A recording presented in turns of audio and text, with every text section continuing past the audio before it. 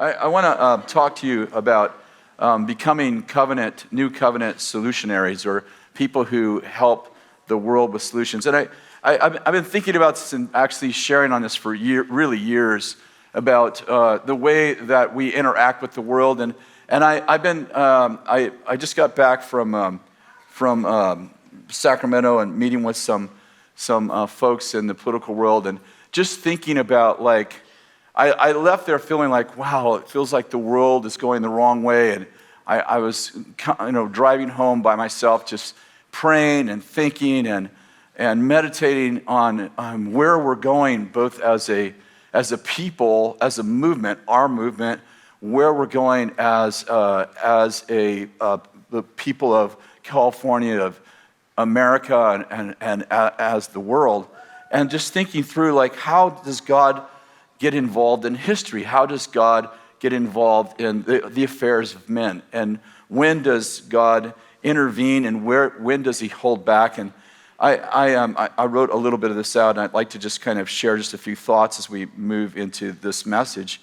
Our covenant with God benefits the world around us, whether they know it or not. God loves the world, and therefore he made his people to be salt and light to help preserve the world and illuminate his nature. And although Jesus defeated Satan at the cross, there are times throughout history when the world seems to be under the onslaught of evil rather than the presence of the kingdom, partly because we live in this divine tension between the free will of man and the sovereignty of God. Why don't you turn to Psalms chapter 2? And I think that, this is a psalm written, I think, by David. Pretty sure this is a psalm of David. And there are times, and I think that David, went through these same kind of, if you will, soul-searching times when he felt like he knew that God was the king of the world. Just read through the Psalms, God's the ruler of the nations. And yet, other times, but yet in the midst of his knowing that God is in charge, and ultimately, how many know God's in charge, but in a unique way, or even a strange way, he's not in control. And what we mean by that, and I think Bill initially coined that phrase, God's in charge, but he's not in control. And every time you put that on social media, people get mad and like, God's in control of everything. Well, if God was in control of everything, there would be no murder, there would be no molestation, there would be no, it just goes on and on. Like, there would be sin if God was in charge. If God was in control, I'm sorry. But in the other sense, God is in charge. He's ultimately in charge of everything. And so I've been living with this deep sense of seasons and epoch seasons, like a way in which God deals with a certain people in a certain time. And also these kairos moments when divine favor meets divine opportunity. And so I want to just take a look through the scriptures a little bit and then tell you what I feel like the Lord is saying in this time for us as a movement. I know there's many people in here that you're visitors, and we're so thankful to have you, and you're watching by Bethel TV, and you're like, don't include me in your movement or your family. You guys are kind of weird. Yeah, the weird people follow Bill. That's how I got in, you know what I'm saying? Listen, you were thinking it, so I'm just like, I'll just say it right up front, like, you're his first weird disciple, So, but let's just read Psalms 2 and understand, and we all understand that when we're reading the Old Testament, we're not factoring in the blood of Christ. And so oftentimes the warfare that David and the psalmist and the Old Testament people talk about is very, it's the good guys against the bad guys, and there's a lot of talk about human warfare. And yet we know in Ephesians 6 that as new covenant people, our struggle is not against flesh and blood. But I still think the principles are great, and we also see the mindset of this, in this case, a king who's asking God, like, who's in charge and when are you going to act? And so I love this psalm because it jumps into really David's thoughts about this. Verse 1, why are the nations in an uproar and the people devising a vain thing? The kings of the earth take their stand, and the rulers take counsel together against the Lord and against his anointed, saying, let us tear them their feathers. I don't know what a feather is, but whatever it is, apart. Let's tear their fetters apart and cast away their cords from us. I think fetters are like chains or something. He who sits in the heavens laughs. The Lord scoffs at them. Then he will speak to them in his anger and terrify them in his wrath, saying, but as for me, I have installed my king upon Zion, my holy mountain. Before we go on, just like such a beautiful passage to me. You know, David's like, why are the kings in an uproar? Why are they persecuting and prosecuting and trying to destroy the God's anointed? And I think that, you know, we can. I understand. There's in my mind there is kind of a correlation between what David is seeing, and in my mind, what we see, especially in the heavenlies, in that there seems to be this war over who gets to shape culture. It gets very personal, and I think in my lifetime, and I'm fairly old, but I wouldn't encompass all of history or anything like that. There are older people in the room. But I personally have never seen this tension that I feel today. I don't mean I feel actually pretty peaceful in the last 8, 9, 10 years. But I'm talking about the trauma in the heavenlies that seems to have physical manifestations. Am I making any sense? I'm trying to put words to the sense I have, the feeling I have, and I think that you probably have some of the very same feelings. And you have to remember that when I say that, like I lived through John F. Kennedy being assassinated, his brother Robert Kennedy being assassinated, Martin Luther King being assassinated. So the civil rights movement, the Black Power movement, the Vietnam War. The Afghanistan war, the Iraqi war. I mean, I was alive, obviously a boy in some of those times, but I was alive during all of these conflicts, and they were definitely conflicts. I can remember exactly where I was at when John F. Kennedy, one of my heroes, was assassinated. I can remember the exact moment. Robert Kennedy. The assassination attempt on President Ronald Reagan. I mean, I remember all those things. So I'm not saying I've never seen conflict, but I've never felt conflict like this that is manifesting in so much division among people. And it's not just in America, it's all over the world.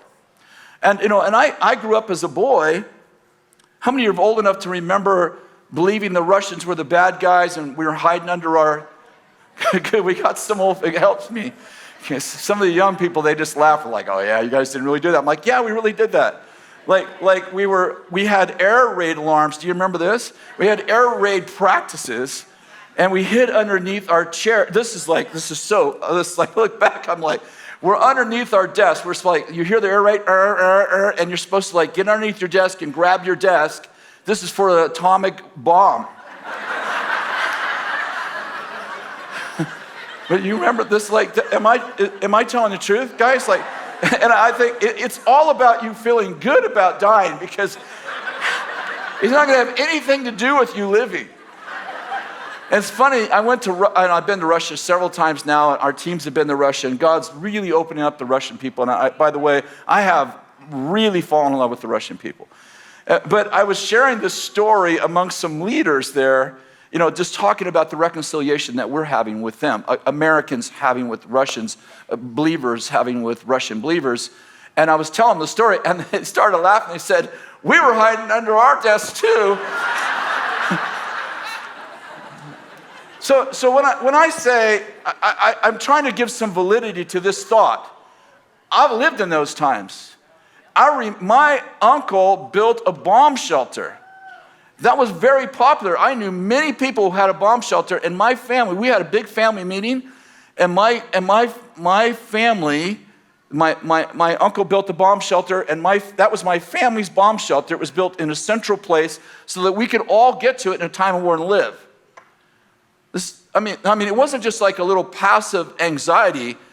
People were terrified that someone was going to push the button and we were all going to die. And we lived with that as little children. As far back as I can remember, we lived with someone's going to push that button and we're all going to die. And I want to say those were tense moments, but I've never lived in the tension that I see today. I've never lived in the tension I see today. I don't mean I haven't lived in more danger, because I have lived in more danger. I think the world has got, I know you're going to, I can only imagine what I'm going to get now. I think the world has become safer and safer and safer. Now, that being said, if someone pushes a button and blows us all up, then this sermon will self-destruct, so no one will ever know I said this. I mean, if you've done a study of wars in the last 100 years, you know that wars have dramatically decreased. That doesn't mean that there isn't violence in the streets. I'm not trying to take anything away from, your eschatology of people getting worse, whatever you won't need to believe. But actually, wars have dramatically increased, and the world has gotten safer. I'm talking about physically safer. But I've never felt this much tension in the spirit that has divided people and set people against one another. And in America, now I know we've been sheltered, guys. We live in a wonderful country, and if you live in another country, I hope you love your country as much as we love our country, because we love our country. We're very patriotic. In America, we have been largely sheltered from religious prejudice. Largely sheltered. There's always been some, but there is an all-out onslaught. When I use the word religion now, I'm using it in a positive way. There is an all-out onslaught against religious values. And I never grew up with any of that. Like when I was a boy, even though I didn't grow up in a religious home, I didn't grow up as a Christian, religion was very much seen as a positive thing and something my grandparents did not lead me in. And so when I read this passage of Psalms 2, where David says, why are the nations in an uproar and the people devising vain things? And the kings of the earth take their stand and rulers take counsel against the Lord and gets us anointed. I'm like, this feels very true today. This feels like David could have wrote this for American 21st century culture, because this feels very true. And then David begins to remind himself of some things. And now if we could I'm going to spiritualize this a little bit. I realize that this is probably what David meant, but I think that this is very much what's happening in the spirit realm and what God's doing in this, if you will, the spiritual warfare. The Lord scoffs at them. He sits in the heavens and laughs, and the Lord scoffs at them. I love that passage because it kind of, Proverbs says, the wicked, he sets a trap. Oh, he digs a pit, it says in my version. He digs a pit for the righteous, but then he falls in it himself. Do you remember that old Roadrunner? I said, man, I'm really dating myself. Some of the young people aren't even hearing the message. They're like, I'll catch it later. I'll look it up on Wikipedia and see if I can figure out what he's talking about. You remember the old Roadrunner cartoon? Or was it Wile E. Coyote, I think? That was always setting a trap for the Roadrunner. And then, he's got this trap. He's got it all set. And then the Roadrunner, me. And then the bomb goes off and the coyote blows himself up like over and over again. And he never dies, but it's kind of cool. And nowadays they show his body parts everywhere and he dies. But we weren't violent in those days. We used sticks. I love this passage because David's like, I see the enemies of God, they're oppressing us, and he goes through this whole long dissertation about how bad things are, and then he goes, and then I looked in the heavens and God's laughing, and he's scoffing at them. He's like, you guys are so stupid. I'm like, I was driving home from Sacramento, and we were talking about so many of the things that are happening right now as transgenderism and things that are happening in our school. And it was like 3 hours of it's one of those things the people were good, trust me. It was just when you're talking about challenges and problems and oh my goodness, and everybody in that meeting was super intense. And I'm usually the most intense person in a room, and I was like mild-mannered in there. And I'm like, wow, there are more intense people than me. And I was driving home by myself, and I'm like, man, I need a washing of the water by the word, because I left there feeling low, not excited about life, thinking what is happening. And I recalled, I actually don't know this chapter very well.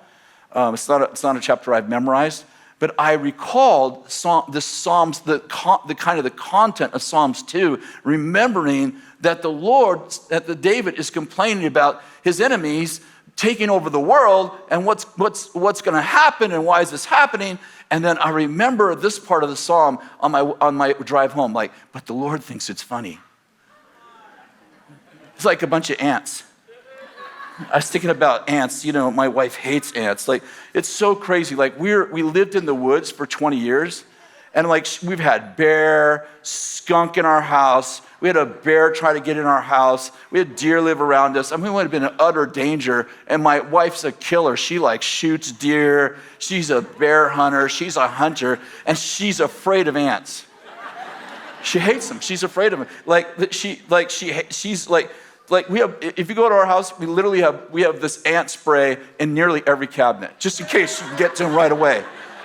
And spiders. She hates them. And they build these sand castles, and you go over and you knock them all down. Then a few minutes later, they're all back building it again. That feels like what the Lord does. Like, just knocks over their sand castle and watch them all come back. But listen how David finishes this. As for me, I've installed my king upon Zion, the holy mountain, and I will surely tell of the decrees of the Lord. He said to me, you're my son, today I've begotten you. Ask of me, and I will surely give the nations as your inheritance, the very ends of the earth as your possession. You shall break them with the rod of iron. You shall shatter them like earthware. Now, therefore, O kings, show discernment and take warning for the judge of the earth. Worship the Lord with reverence, and rejoice with trembling. I just want to read that because I just want to remind you, like, we went. Like, whenever you watch too much of the news, and you're like, what is going on? Oh my goodness, the world's getting worse. Just go over to Psalms 2. It's like, we win. We win. And then God's ultimately in charge. He's ultimately in charge. And so I love that passage. I want to talk a little bit about the power of God's presence, the power of God's presence. And in 1 Samuel chapter 5, if you want to turn there, there's this, if you're not aware of it, some of the folks that are with us are new believers and maybe haven't heard some of these stories, but the Lord made a covenant with Moses and told Moses to build something called the Ark of the Covenant. How many of you never heard that term, the Ark of the Covenant? Okay, so at least you've heard that term. And basically, it was a fancy box with, inside the box, it had the 10 Commandments in it. It had the rod, the almond branch of Aaron in it, and it had the manna. It had manna in it. It was kind of like the Ark of the Covenant, or another name for it was the Ark of the Testimony. So it was like these were acts, these were mementos, if you will, of the acts of God that were in the box.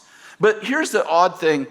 Some people would say it was a symbol of the presence of God, but actually it wasn't just a symbol of the presence of God, it was the presence of God. And it was ceremonially to be carried on the, they had the box, this box, big box, they had it on poles, and they would carry it. It was by God ordered them to carry it on the shoulders of the priests. And Bill's taught a lot on that, and we're really not going to talk much about that tonight. The part I want you to know is that God covenant to be in the box. So, don't put me in a box. God lived there for a long time. Some people would want to remind us that he wasn't just in the box. Yes, but he was definitely in the box. And so the Israelites took a lot of confidence in having the ark with them, because it was like, I know this sounds so silly, it was like when they were walking with God, they took a lot of confidence in the box being with them because they knew God was with them. When they weren't walking with God, they kind of treated it like a lucky charm, like a rabbit's foot, like, got to have the ark with us, we'll win. And when they weren't walking with God, even though God was in the box, God wouldn't act on their behalf in the old covenant.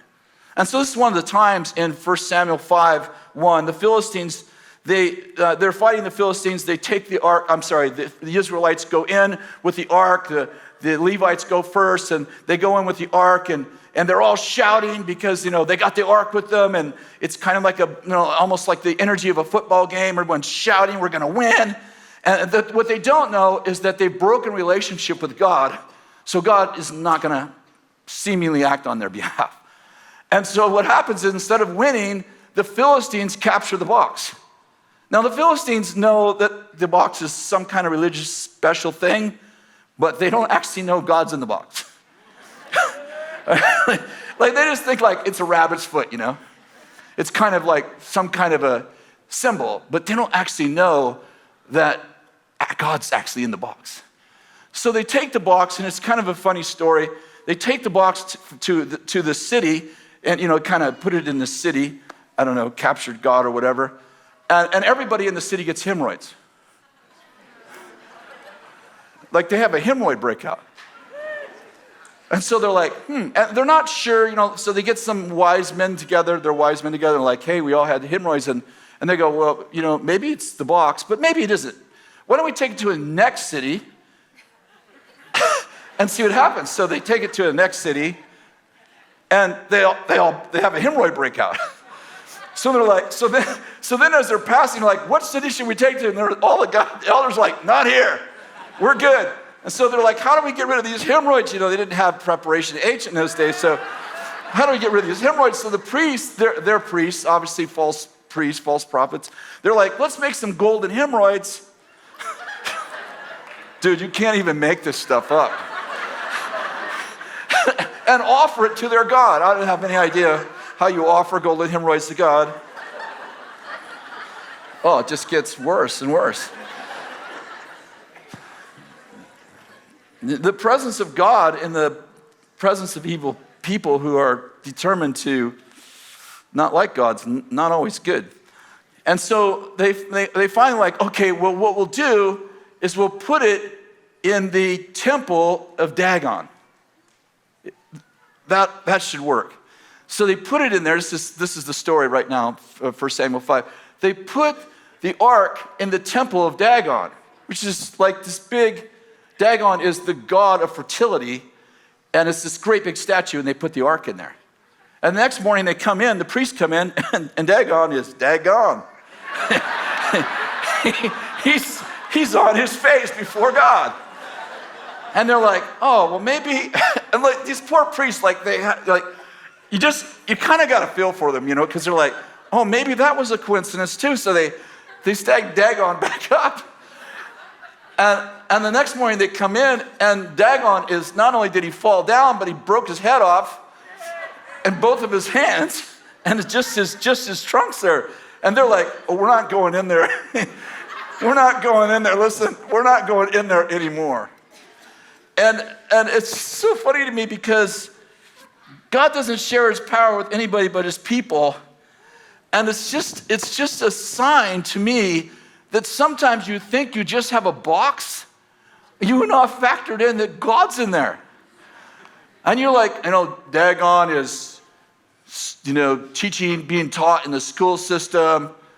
He's ruling our communities, and believers are like, oh, things are getting so bad. And then one day he just lost his head. He just lost his head. And I don't know, it's just such a funny story. And 2 Samuel chapter 6 is another great story. Bill has so many great teachings on the early days of Mountain Chapel. Bill taught this whole series on worship in the Tabernacle of David, and I still have them. I have lots of them just memorized, but this is a story in 2 Samuel, again with the box, with the Ark of the Covenant. And David's like, we got to get the Ark of the Covenant, the presence of God, into the city of David. So they go through this whole thing, and by the way, it would take the whole evening to explain this in a way that was really accurate. But they're taking the Ark of the Covenant, they put it in a cart instead of carrying it on the shoulders of the priest. They put it in an ox cart, and they're heading for the city of David. Everyone, again, is excited. You can imagine it's kind of like the energy in a football game, and people are just, wow, here comes the ark, and people are dancing and shouting, and it's, this think like, hey, we're going to have the box with God in it in our city.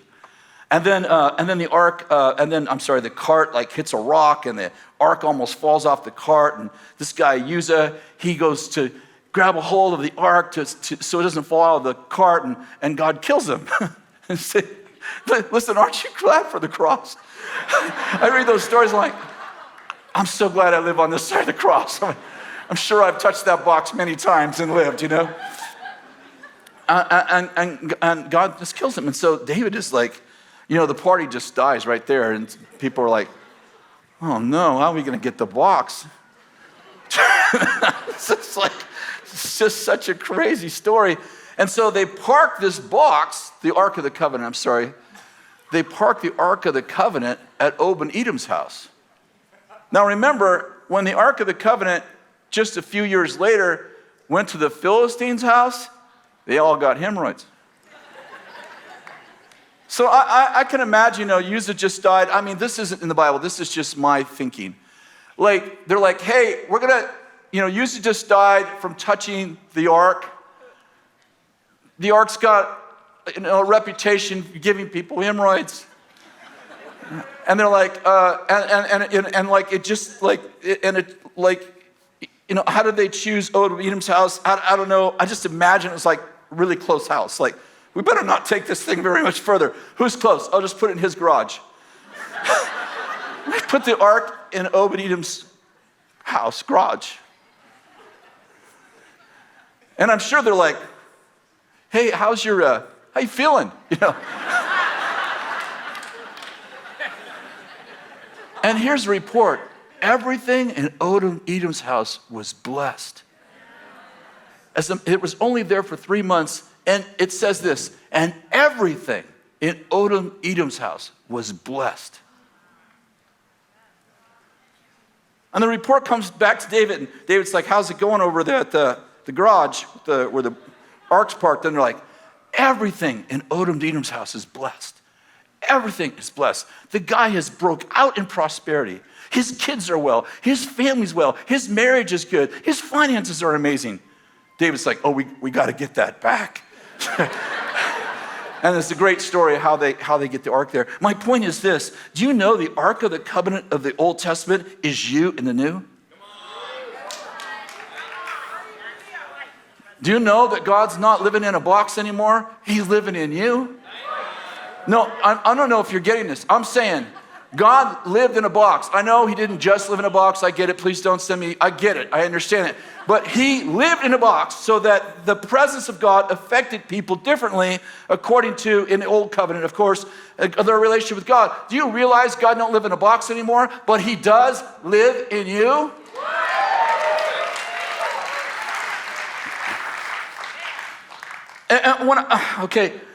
Let's see if I can explain this. Like, do you understand that some people it's a metaphor, but follow me. Some people just thought it was a box, right? The Philistines are like, oh, it's a lucky charm. And like, ain't no lucky charm, like God's in the box, right? And then other people were like, they feared the box, like, don't bring the box here. I don't know what's in there, but it could be bad. And people just saw a box. It was a beautiful box, It had some gold and it's had some artistry around it, but it was a box. But what they didn't realize is that the box had the presence of God of all the earth living in the box. And that box lives in you. Or let's say it more accurately, the God of that box lives in you. Metaphorically, you are the box that God lives in. You are the Ark of the Covenant. When you receive, are you with me? When you receive Jesus, he moved into your garage. More than your garage. He moved into your personhood. He actually lives inside of you. Like, do you understand, like the way the Ark of the Covenant benefited Obed-Edom? When God, it's going to be a little funny. Let's not be disrespectful. When God moves in you, it benefits your whole neighborhood. When an employer hires somebody that has the box in them, it benefits their entire company. You understand this? Like, they may just see the box. They're like, just a box. He's just human. He's got flaws and got some scratches and been through some stuff. Dropped the box a few times in a battle. He's got some nicks and stuff not perfect anymore. maybe what they don't realize is what's inside.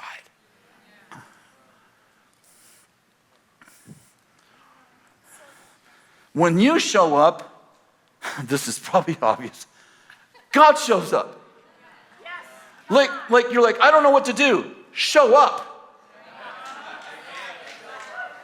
It may be a city council meeting like, God, I don't know anything about politics. I don't even want to know about politics. That's not even my interest. And God goes, I just need you to show up. What am I going to do when I get there? No, you don't understand. You bring me.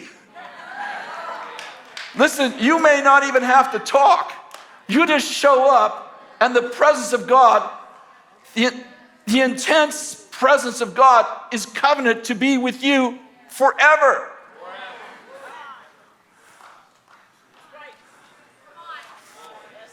I think it was Charles Finney, maybe Bill could correct me, but I think it was Charles Finney that he would walk into factories, I think intending to preach, but he would walk into factories, and before he'd preach, whole factory workers would be out on the ground. This is before the Toronto blessing, way before the Toronto blessing. Like, whole factory workers would be out on the ground under the presence of God. And Finney hadn't talked yet. What happened? He brought the box. Hadn't even done anything yet. I'm saying sometimes all you got to do is just show up.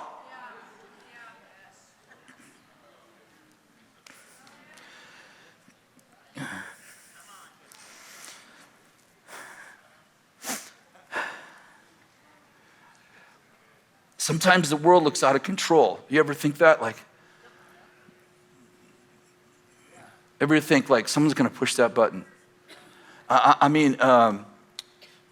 We forget pretty quickly, but we had the North Korean leader I don't know, I'm very bad at time. 2-3 years ago, not long ago. He's going to push that button. He's going to push that button, and he's going to blow the whole freaking world up.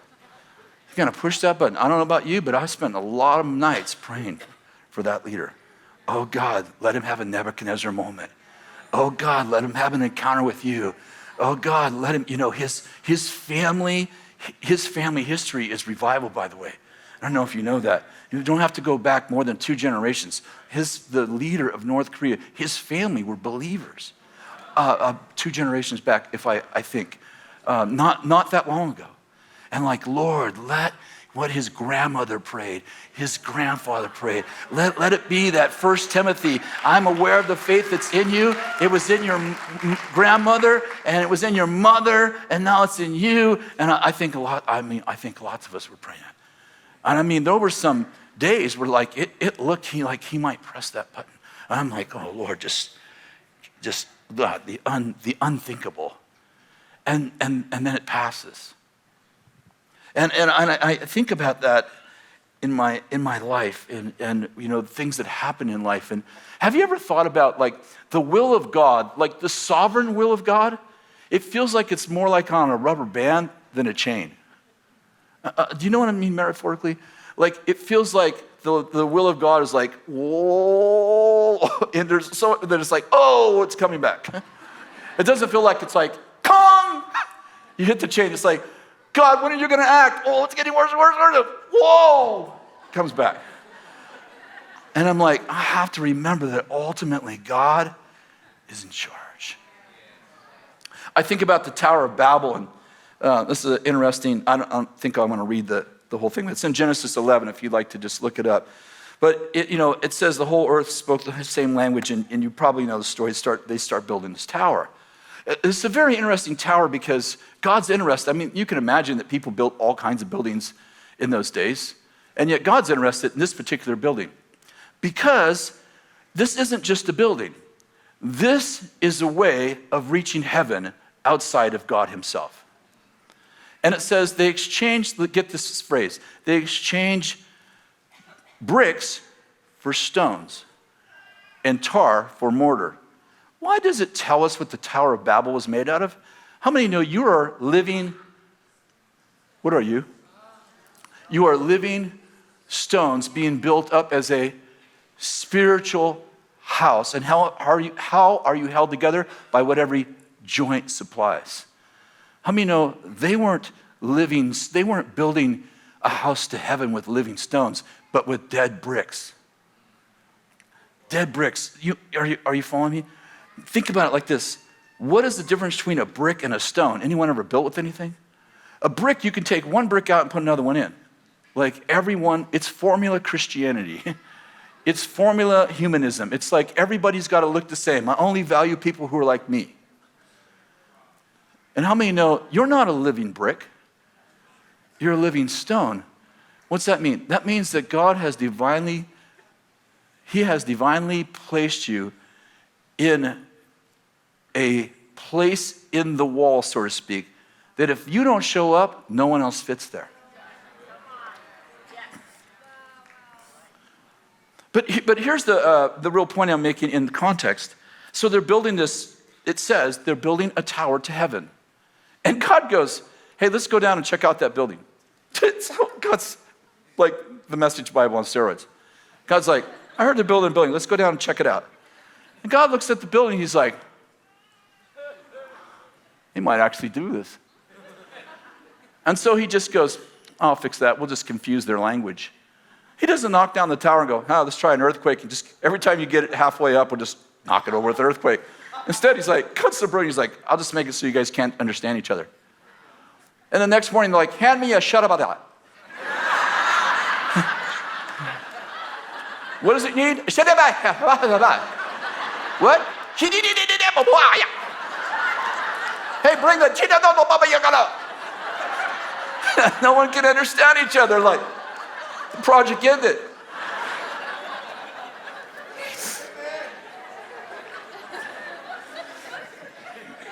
You know, what I really love about this passage is this part. In light of, think about where my head's at. God, things don't look good. And I see God, and it's like, people are metaphorically, they're building towers to God. There's, humanism is taking over. It's the tallest thing in the room. It's the tallest thing in your city. Like, everybody's coming to see it. And you're like, God, you see what this person's doing, and it feels like it's out of control. And then finally, God just shows up. I'll take care of that. It won't happen anymore. And I think, okay, here we go. I think about nuclear weapons and the ability to destroy the world. And I think, that'll never happen without God's consent. Maybe I should say it differently. I'll feel a safety when I read stories like the Tower of Babel. When I look down and the world's being taken over by humanism, or it's been taken over by some crazy, person, some crazy dictator, a monarch, and it's like he looks like he's going to kill the whole world, but God died to save the world. And I look down, I'm like, God, I can imagine God's like, anyway, you get the idea. I just feel safe when I read stuff like this. It feels like God is like, there are chronos moments that I've taught this recently. I'm learning more and more about this, but there's chronos. Chronos, we get our word calendar, or chronology. It's like, it's clock and a calendar. This is our daily, we all live on it. Like, you can, in America, you can do the right thing, but you can be 10 minutes late. You're like, you're late. We've broken the world up into minutes. Your whole world, like, there's so much tension in the world. It's like, you came to a meeting, but you were late. You failed. You were late. You missed the minutes.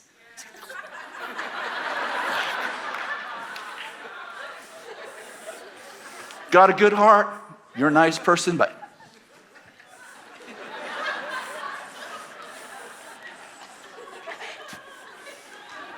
we live really serving chronos, clock and a calendar, dates and time. And by the way, I don't think it's wrong. I'm trying to explain, like, this is our daily life. This is how we live. And then once in a while, seemingly, we run into this other way the Greeks relate it to time, called kairos. And kairos is not quantitative. It measure it measures moments, the right moments, the opportune moment, the perfect moment, and it's when divine favor meets divine opportunity. And it's like, and you know, when it says in the 2 Chronicles, like this, the sons of Issachar understood the times, the connotation is that when God intervened in time, like when the sons of Issachar understood when they were in Kairos moments and when they were in Chronos moments. They understood that suddenly God, who is always in charge, suddenly decides he's going to, I don't know if this is exactly right, but going to take control. He's going to intervene. He's going to knock down the tower. He's going to take out that person. He's going to do what seems like the laws of physics, the laws of nature, and even, if you will, the new covenant seem to prohibit. And God goes, I'm just going to take that verse where it says, and God sits in the heavens and he does whatever he wants. And it happens throughout history. Like, for instance, in Acts 12, we have a story where Herod, do you remember King Herod? He kills James, he kills James. Remember James and John? He kills James and he imprisons Peter. This is Herod. He's openly going out after Christians, persecuting and killing Christians. It's going on for like 12 years. It may have gone on longer than that, but the book of Acts records him doing that for more than 12 years. He's a tyrant. And then one day, he steps up on his praetorium and he begins to give this message. And they begin to shout, a God, and not, well, I'm sorry, how is it? The people began to cry out, the voice of a God, not a man. The voice of a God, not a man. He's done all this evil, killed all these Christians, killed some of the apostles, imprisoned them. God keeps releasing. In fact, the previous chapter or the previous verses is Peter getting out of prison by an angel of the Lord through prayer. And the next scene, we see Herod is making a speech, and the people are like, he's a God and not a man. In the new covenant, where God says he does good to good, he makes it rain on evil and good. He forgives people who don't deserve it. We can go on and on. It's like we are living in Graceland. We are living in the season of grace. And yet it says, but an angel of the Lord struck the king and he died. It says he got ate by worms and died. You know why? Because he didn't give glory to God. He's killing all these guys. God doesn't kill him yet. This is why I say it's like, it feels like the will of God's on a rubber band. It's like he kills James. He imprisons Peter. He does all these bad things. We're like, God intervene. God save him. God touch him. God do something to him. And all of a sudden he gives a speech and God goes, that's it. You're dead. And God, I'm trying to explain something I hope you get. How many bad kings did God kill? Not very many. Did God personally kill? But, and this is in the new covenant, where God loves on people who doesn't deserve it. And he says that if you want to be like God, you have to love people who hate you and to pray for people who persecute you. And yet this guy stands up and gives another speech and God goes, you're gone. I'm not talking about God killing people. I'm talking about God interrupting the normal course of history. I wrote this just in thought. Sometimes God transcends his new covenant grace and mercy and the message of loving his enemies to make an executive decision and kills the guy. We live day in and day out in Chronos. And then sometimes without warning, we get sucked into the vortex of eternity and experience the effects of infinity.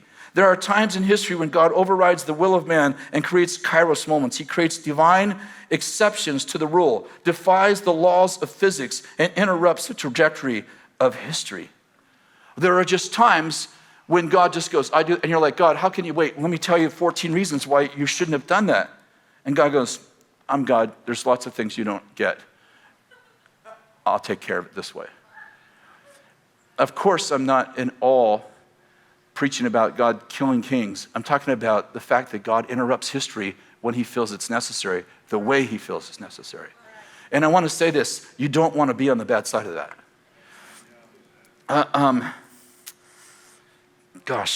In light of context, I want to be careful. The fear of God is only spoken of 4 times in the New Testament. It's spoken of, I had a list, I think, more than 100 times in the Old Testament for sure. I think it was like 147 times. Someone could look it up and count. Because the love of God is the emphasis in the New Testament. But we shouldn't forget that it's still spoken of. Sometimes in our New Testament reading of the love of God, we lose respect, honor for God, and we start talking as if there's no judgment day, as if we'll never have to stand before God. And we talk about heaven and live like hell and think there's not going to be any response from God. And I think once in a while it's good to have a King Herod. Are you with me? Once in a while it's good for God just to interrupt the normal chronos of time and space, and he goes, oh, we're just going to do it this way. Another time, you probably remember, you're probably already thinking about it, is the only time in the New Testament God killed 2 Christians, Ananias and Sapphira, for lying. I'd propose a lot of people lied in the New Testament. I mean, if God killed people who lied in this sanctuary, who'd be left? I propose maybe just Bill and I, and I'm not sure about Bill.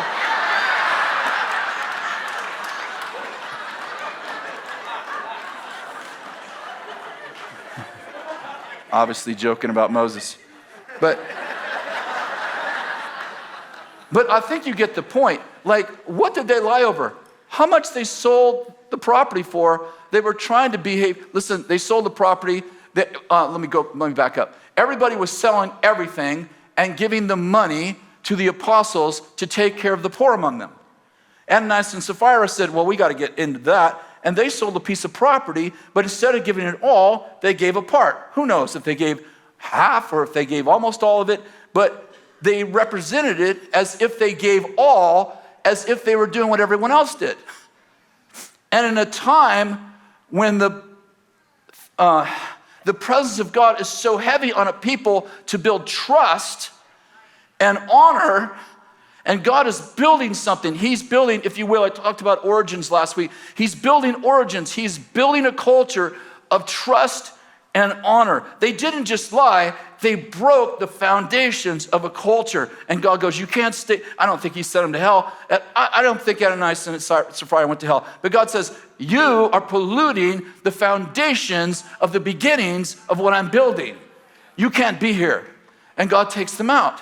I'm saying what they didn't realize in Chronos, I hope this goes right. In Chronos times, you're not going to die for lying.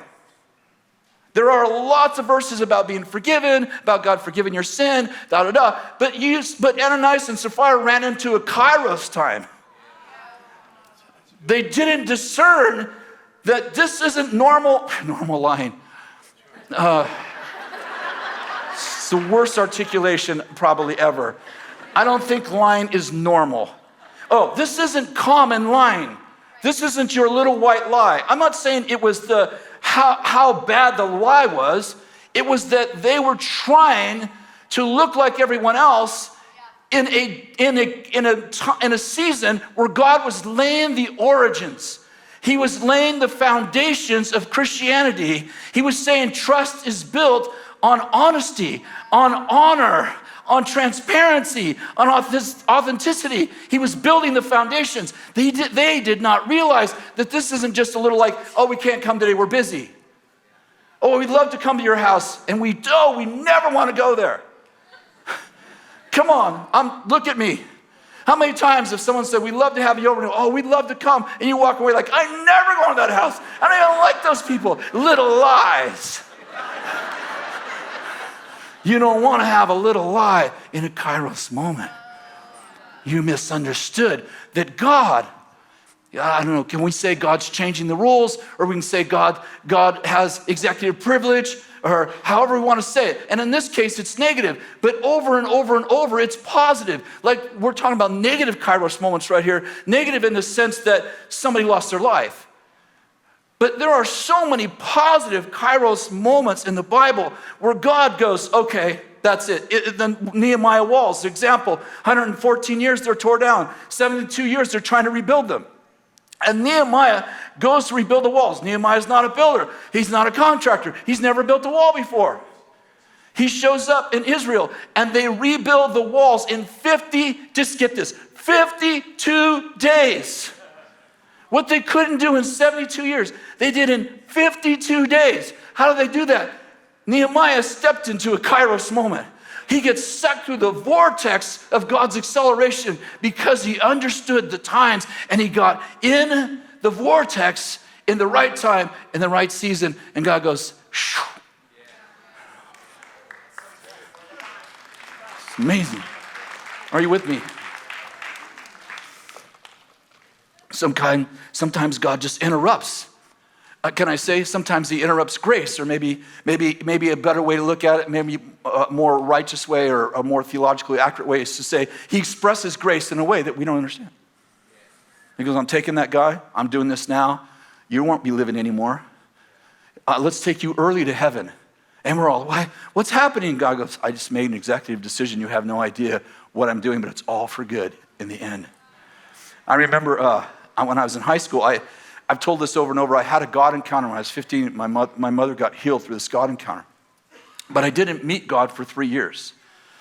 But God was definitely after me. I mean, like he was actually plaguing me. Good plague. One time, I had an encounter with, I said to God, I'll just tell you quickly, my mother was really sick with psoriasis. I didn't know God at all. And I said out loud in my bed, God, if you heal my mother, I'll find out who you are and I'll serve you the rest of my life. And an audible voice says, you have what you accepted. You have what you asked for. And the next morning, my mother was completely healed. And a week later, the voice came back and he said, you said that if I healed your mother, you'd serve me and I'm waiting. So there was this 3-year journey. Well, so in the middle of this 3-year journey, I'm in my psychology class. My psychology class isn't just a psychology class. My psychology teacher is an evangelist for atheism. He does not believe in God, and he makes it known nearly every class. And remember, this is during the Jesus movement, which I didn't know there was a Jesus movement until I graduated and I realized I got saved in the Jesus movement. But I think it was a response to something that was happening in culture. Anyway, we got told I don't want to say every week, but we got told often there is no God. And he was teaching us Freud and all this crazy stuff. And I was so ADD and I couldn't read anyway. So there's no chance he had any influence over me for any reason. So one day I'm sitting in class and doing what I'm doing. I'm like, I'm half listening. I don't get it. I don't understand. And he's talking about this thing. I remember him talking about Freud, and he's talking about and evolution, and there is no God, and and then he makes fun of people who believe in God, and he's going on and on. Remember, I'm just like, I'd never read the Bible, and out of the blue, I stand up in the class, and I give a complete dissertation on the divine design, the divine nature of God, and His divine design in nature. 8 minutes, 10 minutes long. This whole exhortation, using words I've never heard before. And I'm standing, I'm sitting there and I'm just listening to him and I can still remember this part. I'm thinking, gosh, man, what time is class over? Wow, I'm so bored. And all of a sudden I'm like, well, let me tell you what God says about that. And I give this entire exhortation about the divine nature of creation. Remember, I've never read the Bible. I have no idea what I'm talking about. And I'm totally calm and bold, as if I knew what I was talking about. And then I sat down. The teacher was terrified to say anything. He just looked at me like, and the class stood spontaneously and started clapping. Just started spontaneously clapping. And then when I left, the class gathered around me like, wow, man, what have you been studying? I'm like,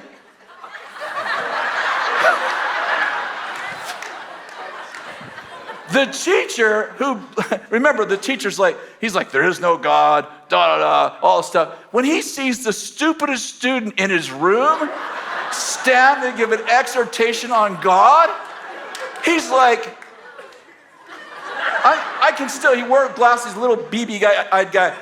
I still remember him, like, the look on his face while I was giving the exhortation, like, I personally was a sign and a wonder. It wasn't even what I was saying. It was the fact that I strung together sentences with university language. He never, in any class I was in after that, he never spoke of atheism the rest of the year. I think he's afraid I'm just going to have another. Got another one.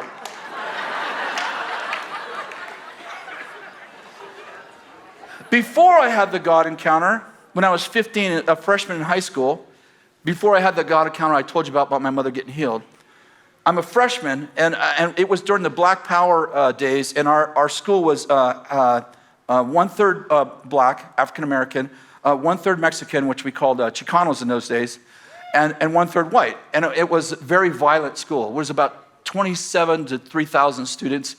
And it was the days where, this is during the Civil Rights Movement, and the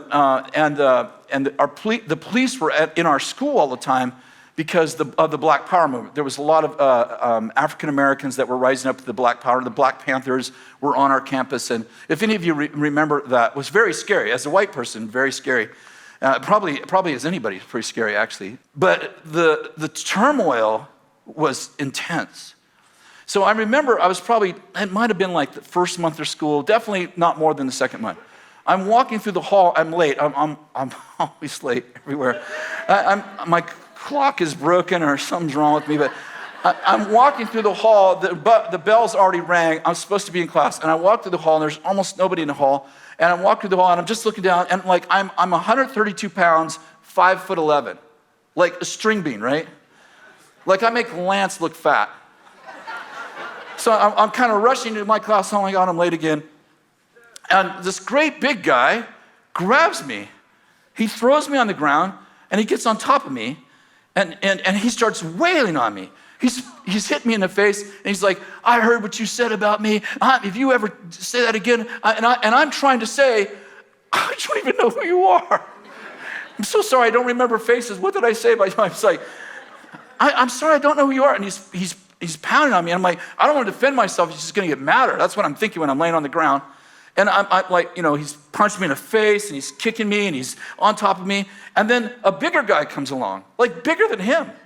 And he grabs the guy, and he picks him up, and he throws him against the wall, and he pushes him like 3 times, and he says to him, he's my friend. If you ever touch him again, you will be dealing with me. Do you understand that? And I will know. And I'm laying on the ground still. And then he comes back, and I kind of sit up, and he goes, if that guy gives you any more problems, you let me know. I will be right there. I go, thank you. He takes about maybe from here to the door in the hall, and he disappears. Whew, vanishes. Remember, I've never read the Bible.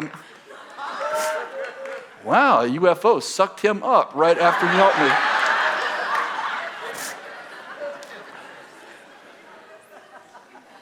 God just intervened. And I can go on. Like I had many of those encounters in the 3 years where I was journeying for God. It was like God would just show up. It was, I'm sure it was kind of like this, but it was like God sent some angels. Okay, that guy, he's assigned to salvation. He's kind of a smart mouth. You might want to stay with him. And God intervened over and over and over. I could spend the rest of the night just telling you story after story, crazy stuff. But remember, I still didn't know it was Jesus. But God was breaking in. You're with me? In Kairos moments. I can imagine that my ancestors from heaven, the Hebrews 11 people were surrounding us like, oh no, what's he going to do now? How's it going to go? And God's like, oh, hurry, send the angel over there. He's about to get his butt kicked again. I was always in trouble.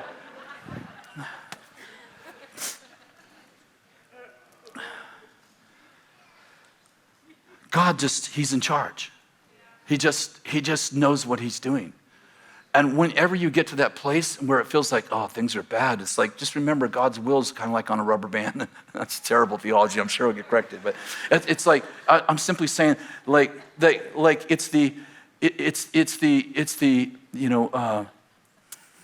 the sins of the Amorites are not yet complete. It's like God has a plan. It looks like it's out of control. It looks like the world's going the wrong way. It's like, oh no, what's going to happen? And then God like knocks over their tower. It looks like you're in a violent school. It looks like things are out of control. People are trying to kill you. And then God's, wait. No. He's with me. You all right? Just call on me. Oh, what's your name? You got a number?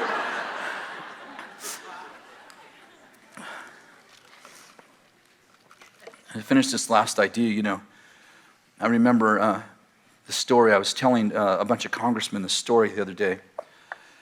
And we were talking about the fact that if you're in Congress, you're not powerless, no matter what side of the aisle you stand on, because God put you there. You can't possibly be powerless. I don't care if you're Democrat, or you're Republican, you're independent. If God called you to government, you're not powerless. And I was telling the story about this, my friend, our friend. He was a deputy sheriff in Trinity County. And we used to go to the convalescent hospital every Sunday. Him and I would go to the convalescent hospital for like 5 years, 6 years. And we would just go, just pray for and do a little service for the elderly people. And so we would stand out front of the convalescent hospital every morning. We'd meet there, and then we'd just grab hands and we'd pray a little bit. I'm talking about like 3 minutes, Lord, just, what you can imagine. Lord, just bless the hospital. Lord, let us be a real blessing to the elderly people. Lord, heal some people today. That would be great. We just pray these really simple prayers. So we get there early one morning, and we do what we've been doing for years, and we grab hands to pray, and Paul prays a little bit, and then I go to pray, and when I go to pray, and this is exactly how it happened, instead of praying, I say, you'll be the next sheriff of Trinity County. Much like the psychology class. Like, I didn't know I was going to say it. I didn't even think it. It just came out of my mouth. And he said, what did you say? I said, I just said, you'll be the next sheriff of Trinity County. He goes, why did you say that? I said, I have no idea. I was not premeditating that. I didn't think of it. We never had a conversation about it. He goes, wow, do you think I'm supposed to run for sheriff? I said, I'm serious. I never knew I was going to say that. So the short story is he runs for sheriff. Danny Silk and I became his campaign manager. I don't think Danny or I had ever voted before, much less. This is again like Forrest Gump, like stupid is as stupid does, It's like, he's like, you prophesied you're going to be my campaign manager. I'm glad those rules didn't stay in place, very long. So Danny and I, we became his campaign manager, and that year, 9 people ran. And we were all excited, like God spoke to him. He was excited, we were all excited. This is the early years, not early years of prophetic ministry. We had been doing prophetic ministry, but it was the early years of giving people directional words, stuff like that, And especially the way it all happened. So we're like, divine moment, Kairos moment. We didn't say it like that. But so we go down to the precinct to watch all of the precincts come in. We go down to the courthouse to watch the precincts come in. I don't know, there's probably 75 or 100 of us there, all watching to see how the primaries went. And he took, out of 9th, he took 7th. We literally went home and cried. I went home and cried. I was crying for probably more reasons than I understood. Like, I was crying, obviously, because he lost, but I was also crying because how could God speak and it not happen? Like the confusion over what God said and what actually happened. I didn't understand it. I was young. We didn't have a lot of the directional stuff happen. It felt like the beginning of something new, like we were breaking into something new, and then it went bad. And so that was obviously on a Tuesday. On Saturday morning, it was like Paul gets up every morning early, and he reads his Bible and exercise, and I'm like, I sleep in anytime I can. So 6 o'clock in the morning, my phone rings. In those days, you had a wire phone. I pick up the phone, it's by my bed, and I'm like, hello. He's like, hi, this is Paul. What are you doing? What time is it? He's like, it's 6 o'clock. I said, I'm sleeping, man. What people do on Saturday morning? Sleeping. He said, man, wake up. I want to tell you something. I said, okay. He said, I believe I'm supposed to run as a write-in candidate. Write-in candidate, a write-in. Well, I have never heard that term, write-in. I didn't know anything about politics. I'm kind of waking up and I said, write-in candidate? He's like, yeah. I said, what does that mean like you're not on the ballot? He's like, yeah, they write my name in. I started laughing. I said, when you were on the ballot, you took 7th, not 2nd, 7th out of 9. He goes, I know, but God gave me a word that I'm going to be the next sheriff. I said, that was from me. Let's just say, bad word. Good try, bad word. False prophet. Let's just, the beginnings of my false prophet ministry. No, on serious note, I said, that was for me. Like, I made a mistake. He goes, I don't think so. I think I'm supposed to run as a write-in. Will you help me? Will you run my campaign? Boy, you don't learn, do you? You do not learn. You should not be sheriff. You are not the sharpest knife in the drawer. And I'm like, I don't know. I have to think about it. I have to think about it. I need to wake up and think about it. So, okay, well, call me later. Yeah, right, whatever. Kathy wakes up and she's like, what's going on? I said, Paul. That was Paul Schmidt. She goes, yeah, what did he want? I said, he wants to run as a write-in candidate. She goes, write-in candidate? What's that mean? I said, his name's not on the ballot. They have to write it in. She said, he's crazy. She said, he's crazy. Then she went back to sleep. So anyway, a day went by or whatever. We talked, and I'm like, okay, Danny's all in. We're like, yeah, we're with you. Bill, so the Sunday before the Tuesday that the final election, write-in candidate, right? Bill calls him up on a Sunday morning before the Tuesday election and anoints him sheriff. Bill's like, comes over, is like, hey, I think we're supposed to commission him as sheriff. I'm thinking, oh, it just keeps getting worse. This guy's got guts. So he brings him up in front of the whole entire church. I'm thinking, well, let's have a little elders meeting and prayer. Bill's like, have him come up and let's pray for him right here. Oh, gosh. So we bring him up and we anoint him sheriff. He wins by a landslide.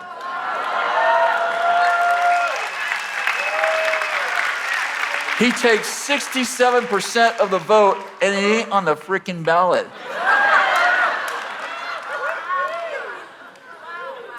You know what Paul understood? Maybe Bill understood that I definitely didn't understand.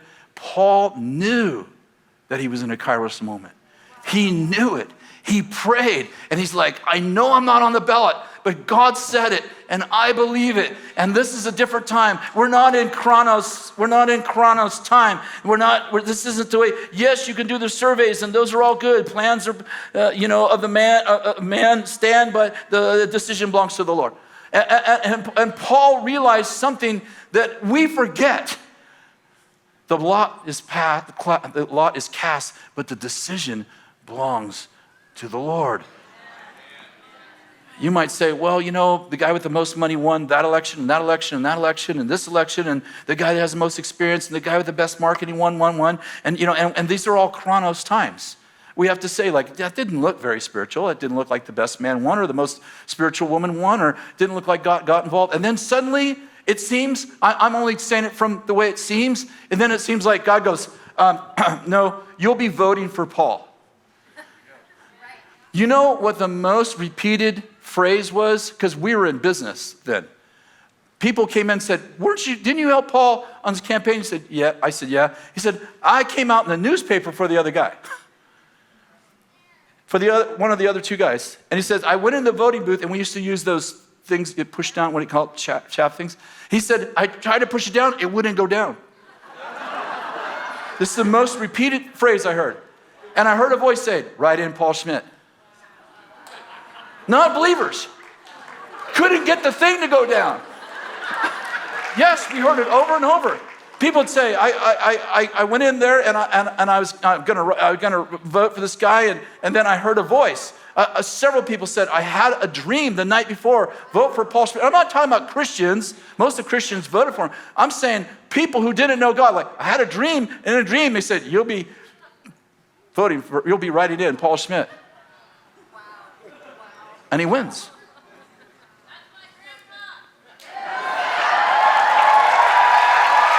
Stand up. That's your grandfather. You know that story, right? You know that story. That's a good story. And then he won 4 more terms after that, right? Yep. I think he won 4 more terms after that, won 5 terms total, and didn't have to run as write-in after that, won every time. My point is, when God gets involved, you better understand the difference between Chronos moments and Kairos moments. Because when you're in a Kairos moment, you want to behave like the sons of Issachar, who understood the times and understood what Israel should do in the times. And I want to finish with this last thought. We are in a Kairos time. No, listen, this isn't like a hurrah message. The Lord told me, we're in a Kairos time. I don't know if it's going to last another month or another 20 years, because if you look in Israel's history, those Kairos moments they could have been moments like we talked about in the book of Acts 12, where God just takes the life of that king. And I'd propose that was actually a part of about a 28 to 35 year Kairos moment. Like you think of a moment, you think, 1 second, but I'm saying, I think for about 30 years, the early church was in this Kairos moment in which God kind of seemed to act outside of the rules and the expectations of people. And I'd propose that we have been in a Kairos moment for about 2.5 years. And I don't know how long it's going to last, but I'd say be very careful in a Kairos moment. And I say careful, not like, be careful, like, don't do something wrong. I mean, be like Paul Schmidt. God said, I'm going to be sheriff. I don't care I took 7th. I'm running in a write-in. I told that story to 6 Congress people a month ago.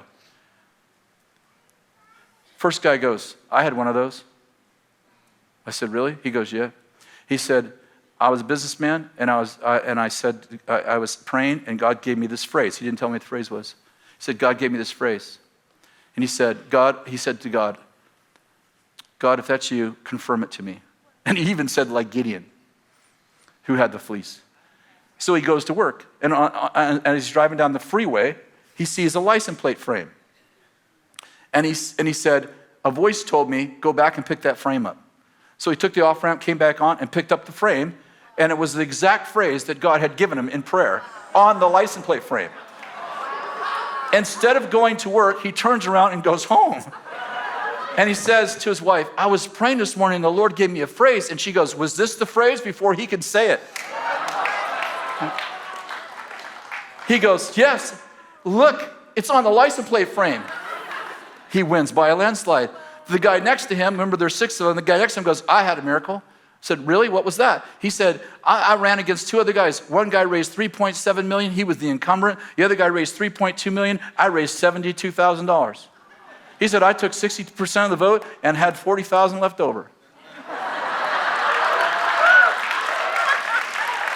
Every single person of those 6 Congress people, 5 men and 1 woman, they all had a divine miracle. And I looked at them and said, how can you be powerless if God put you here? They go, we don't know. We aren't. You're not. And neither are you. Would you stand, please? And neither are you. The ark is parked at your house. You didn't get that. The ark is parked at your house. The ark is parked at your house. Oh, things are going bad. Oh, look at this. Look at California. Oh my God, I'm going to move somewhere where God is. You are, wherever you go, God's going to be.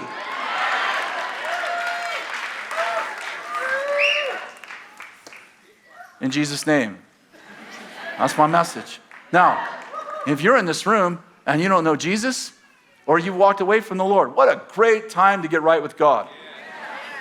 And what I'd like you to do is I'd like you just to come right up here if you want to get your life right with Jesus. You're like, everything's going wrong in my life. Well, let me just be clear. Christians have bad days. How many have been a Christian more than 10 years? How many have ever had a bad day? Okay. Just want to make sure everybody knows, like, I'm having a bad day, man, I'm not a Christian. No, you have bad days.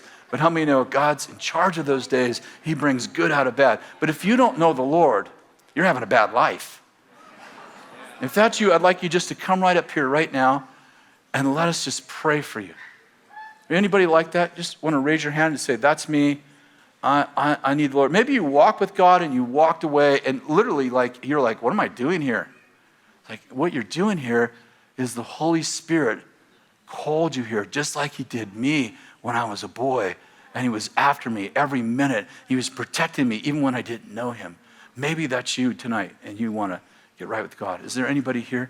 Maybe you're watching by Bethel TV and you're in that same place. We just want to say, God loves you. He has a wonderful plan for your life. And he takes everything that's bad in your life and he turns it around for good. All right, let me just pray for you. God, I thank you for all these folks. Lord, I thank you for just the fact that we get to be alive in a Kairos moment. That they will write about 100 years from now. There was a people who lived in this moment in history and they changed the world. Lord, we bless your people and we thank you for those people. In Jesus' name, amen. Come on.